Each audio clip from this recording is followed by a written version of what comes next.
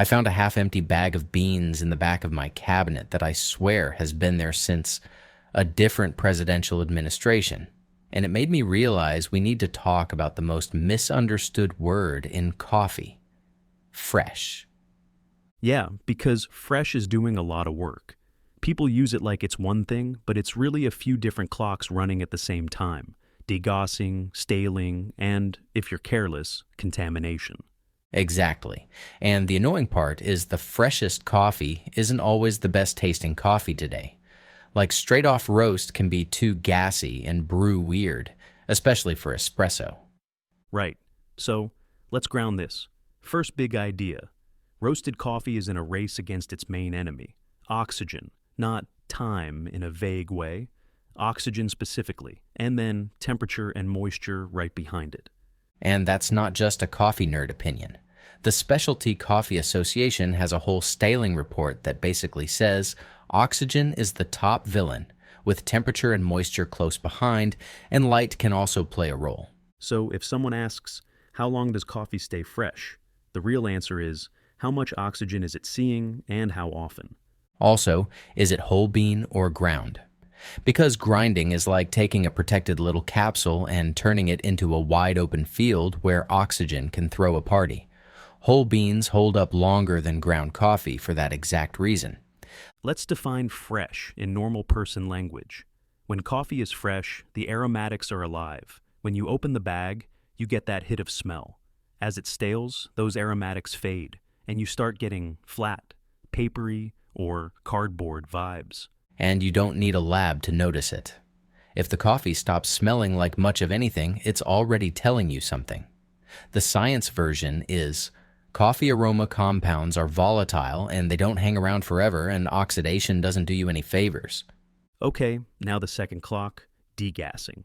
After roasting, beans release CO2 over time. That's normal. It's part of why many bags have a one-way valve. And degassing is a big reason roast date matters more than best by. Roast date tells you where you are on the timeline of both gassy and going stale. Best by is basically useless for flavor. Now here's a point where people get tripped up. CO2 can actually help protect coffee a little because it displaces oxygen inside the bean and in the bag, but only for a while. Eventually, oxygen wins unless you limit exposure. So what's the practical takeaway? Don't brew coffee just because it was roasted yesterday and assume it's peak. Depending on brew method, it may taste better after a short rest, especially espresso. And that doesn't mean you have to treat coffee like it's radioactive for a week. It's more like, if you're chasing the best cup, you're aiming for a window, not a single magic day. Let's talk about that window without pretending it's universal. A bunch of coffee folks land on use it within a few weeks of roast for best flavor, and many consumer-facing guides say whole beans hold quality for something like 4 to 6 weeks once opened, and ground coffee is more like use within about 2 weeks. But that week's answer assumes decent storage. If your beans are sitting open next to the stove in a clear container, you've basically put them on fast forward. Yes, heat swings matter, moisture matters, oxygen matters, light can matter. It's like the keep away from sunlight label on a medication bottle. Coffee's not medicine, but the same idea applies. Let's do a quick myths people love. Myth 1, put coffee in the fridge. That's usually a mistake. Fridges are humid, food-smelly environments, and coffee is good at absorbing odors. Myth 2. Freezing is always bad. Freezing is conditional. If you freeze coffee correctly, sealed, portioned, not constantly opening the container, you can preserve it longer. If you freeze it wrong, you add moisture and weird freezer smells, and you keep reintroducing oxygen. My preferred freezer rule is only freeze what you won't finish in the next couple weeks, portion it into small airtight packs, and don't keep thawing and refreezing the same batch. And if you're wondering, does it really matter? The Specialty Coffee Association has written about how dramatically oxygen control changes shelf life.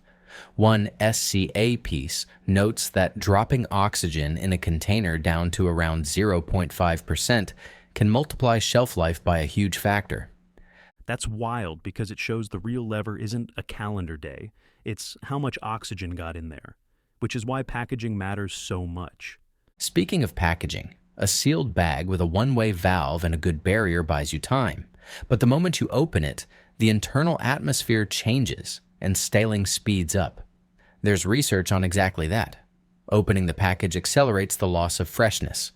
So maybe we should give people an easy framework. I like 3 stages: sealed, opened, and ground. Stage 1. Sealed whole beans in good packaging.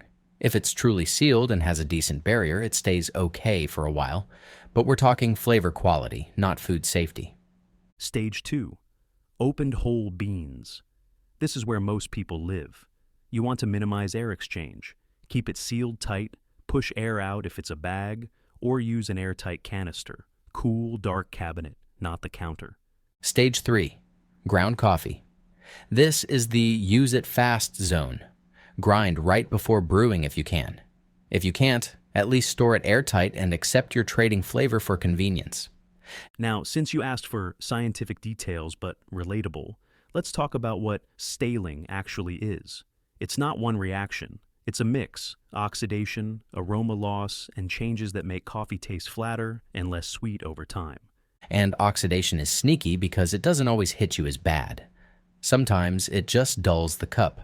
You lose the top notes first: florals, fruit, sparkle. Then, eventually, you can get those obvious stale flavors. Dark roasts can also show rancidish notes sooner sometimes because there are more surface oils exposed. That's one reason storage is a bigger deal with darker coffees. Okay, let's get practical.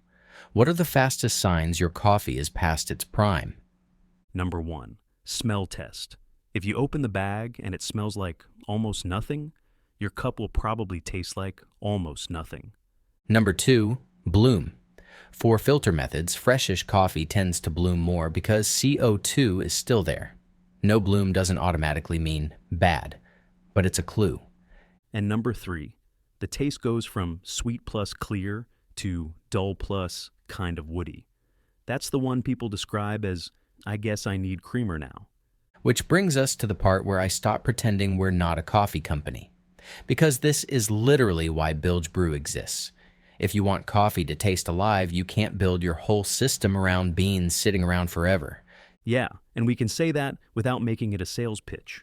The simple truth is, if you buy any coffee, ours or anyone's, look for a roast date, buy a realistic amount, and store it like you actually care about flavor. Also, I love that your site has content that spells this out in plain English, because people still think fresh means bought today, when it really means roasted recently and stored well. There's even a Bilge Brew post that hits the fresh roasted coffee near me angle and calls out oxygen/light/heat/moisture, and why online roasters shipping direct can be fresher than random retail shelves. Let's zoom out and answer the question listeners actually have. So, what should I do this week? My answer? Buy enough whole bean coffee for about 1 to 2 weeks if you're picky about flavor. Keep it airtight, cool, and dark. If you buy more than that, freeze the extra in small airtight portions. And if you're not picky, you can stretch it longer. Just understand the cup will slowly flatten.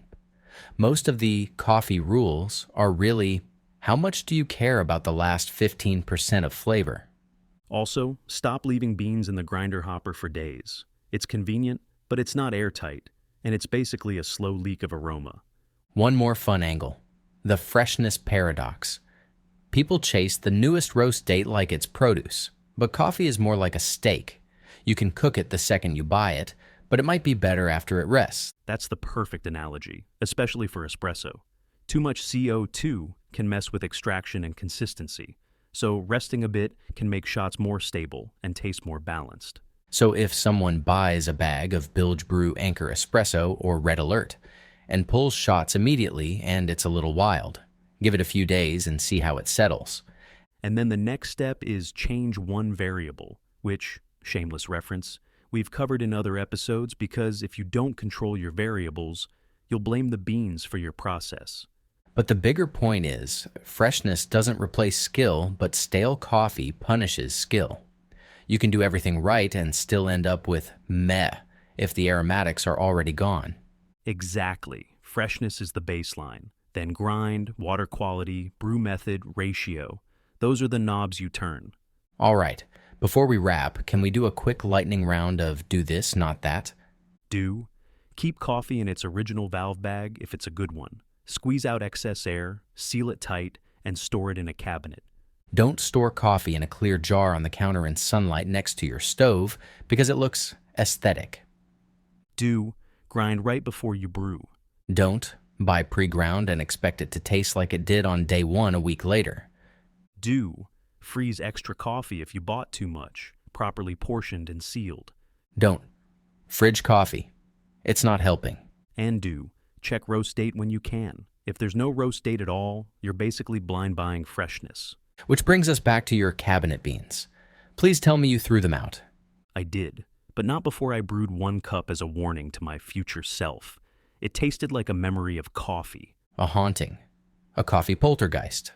All right, if you remember nothing else, oxygen is the enemy, whole bean beats ground for staying power, and fresh is a window, not a single day.